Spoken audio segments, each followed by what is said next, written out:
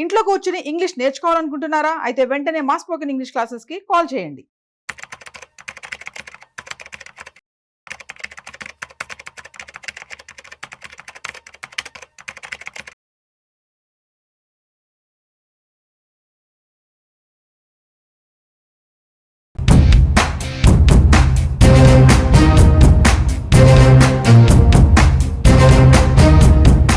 అందరి చూపు మరికొన్ని గంటల్లో రానున్న బడ్జెట్ అంచనాల వైపే. నిర్మలమ్మ పద్దుల్లో ధరల్లో తగ్గేవేవి, పెరిగేవేవి, ఆదాయ పన్ను రేట్లు, స్లాబుల్లో వచ్చే మార్పులేంటి, చేర్పులేంటి, విధానపరమైన నిర్ణయాలు, ప్రాధాన్యాల్లో ఎలాంటి మార్పులు వస్తాయి, సామాన్య ప్రజల నుంచి మధ్యతరగతి వారి వరకు, సాధారణ ఉద్యోగుల నుంచి పరిశ్రమ వర్గాల వరకు అందరి చూపు ఫిబ్రవరి 1 వైపే. 2025కి నిర్మలమ్మ వేసే పద్దుతో కలిసొచ్చేది ఎవరికి, సవాళ్లుగా మారేది ఎవరికి?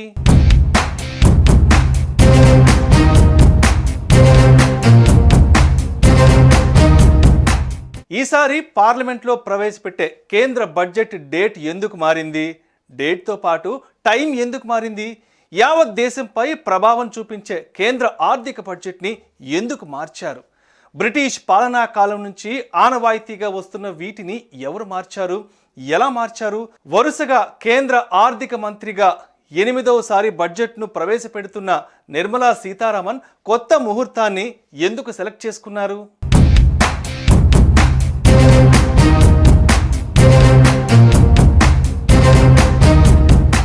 ఫిబ్రవరి 1న ఉదయం 11 గంటలకు పార్లమెంట్లో కేంద్ర ఆర్థిక మంత్రి నిర్మలా సీతారామన్ బడ్జెట్ను ప్రవేశపెట్టబోతున్నారు. అయితే గతంలో కేంద్ర బడ్జెట్ను పార్లమెంట్లో సాయంత్రం 5 గంటలకు ప్రవేశపెట్టేవారు. కానీ ఆ సమయాన్ని ఉదయం 11 గంటలకు మార్చారు. అలాగే గతంలో ఫిబ్రవరి మాసం చివరి రోజున బడ్జెట్ను ప్రవేశపెట్టేవారు. కానీ దీనిని సైతం ఫిబ్రవరి 1వ తేదీకి మార్చారు. పార్లమెంట్లో కేంద్ర బడ్జెట్ను సాయంత్రం ప్రవేశపెట్టడం అనే ఆనవాయితీ కొన్ని దశాబ్దాలుగా కొనసాగుతోంది. అలా సాయంత్రం ఎందుకు బడ్జెట్ను ప్రవేశపెట్టేవారంటే భారత్, యునైటెడ్ కింగ్డమ్ మధ్య వర్తక వాణిజ్యం కొనసాగుతూ ఉండేది. యునైటెడ్ కింగ్డమ్ నుంచి భారత్ స్వాతంత్రం సంపాదించుకున్న సంగతి అందరికీ తెలిసిందే. అదీ కాక యునైటెడ్ కింగ్డమ్, భారతదేశాల మధ్య 5.5 గంటలు టైం వ్యత్యాసం ఉంటుంది. సాయంత్రం ప్రవేశపెడితే కాలమానం ప్రకారం లండన్లో ఉదయం అయ్యేది. దీంతో భారత్ బడ్జెట్ వల్ల తమకు కలిగే ప్రయోజనాలపై లండన్ చర్చించేది. ఇక వార్షిక బడ్జెట్ను ఫిబ్రవరి నెల లాస్ట్ వర్కింగ్ డే రోజు పార్లమెంటులో ప్రవేశపెట్టేవారు.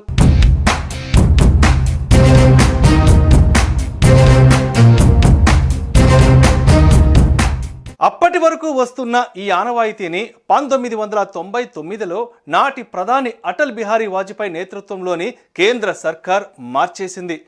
అటల్ బిహారీ వాజ్పేయి కేబినెట్లో ఆర్థిక మంత్రిగా యశ్వంత్ సిన్హా 1998 నుంచి 2002 వరకు పనిచేశారు.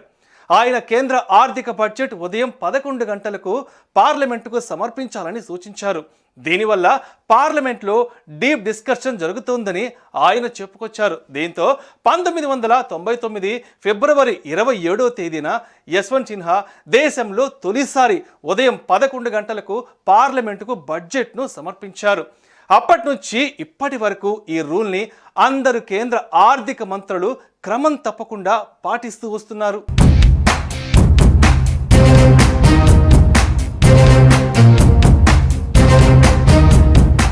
1999 నుంచి 2017 వరకు, అంటే దాదాపు 20 ఏళ్ల పాటు ఫిబ్రవరి నెల లాస్ట్ వర్కింగ్ డే రోజు పార్లమెంట్లో బడ్జెట్ను ప్రవేశపెట్టేవారు. కానీ ఈ ఆనవాయితీని 2017లో మార్చారు. అప్పటి ఆర్థిక మంత్రి అరుణ్ జైట్లీ పార్లమెంట్లో బడ్జెట్ ఫిబ్రవరి 1వ తేదీన సమర్పించాలన్నారు. దానికి కారణం ఫిబ్రవరి నెల లాస్ట్ వర్కింగ్ డే.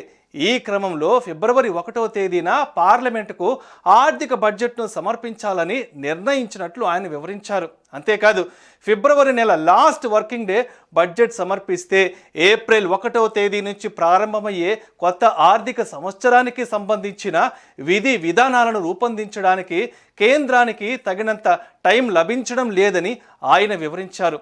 ఇక అదే ఏడాది రైల్వే బడ్జెట్ను సైతం ఆర్థిక బడ్జెట్లో విలీనం చేశారు.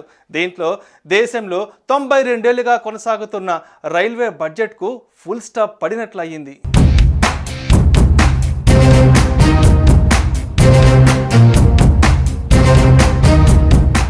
అయితే బడ్జెట్ ప్రవేశపెట్టే తేదీ మార్పుపై వివాదం కూడా నెలకొంది. ఈ చర్యలను సవాల్ చేస్తూ సుప్రీంకోర్టులో పిటిషన్ కూడా దాఖలైంది. బడ్జెట్ను ముందు తేదీకి మార్చడం వల్ల రాష్ట్ర ఎన్నికలకు ముందు ఓటర్లను మభ్యపెట్టేందుకు ప్రభుత్వం వాగ్దానాలు చేయవచ్చని పిటిషన్ వాదించింది.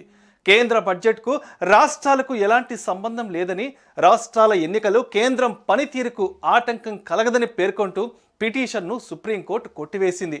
ఇది బడ్జెట్ డేట్ టైం వెనుకున్న అసలు కథ.